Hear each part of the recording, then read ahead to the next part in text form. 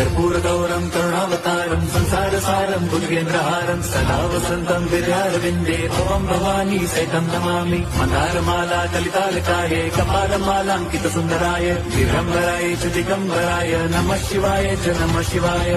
लोकांगण मंदिर चरण डोळ्यान पाहिन रूप तुझे प्रेमे अलिंगिन आनंदी पूजिन भावे ओवाळीन म्हणे नमः। त्वमेव माता पिता त्वमेव बंधुच सखा त्वमेव विद्या द्रवणं त्वमेव सर्वं मम देव देव। कायेन वाचा मनसेन्द्रियैर्वा बुद्ध्यात्मना वा प्रकृति स्वभावात् करोमि यद्यत् सकलं परस्मै नारायणाय समर्पयामि। अच्युतं केशवं राम नारायणं कृष्णदामोदरं वासुदेवं हरिं श्रीधरं माधवं गोपिका वल्लभं जानकी नायकं रामचन्द्रं भजे।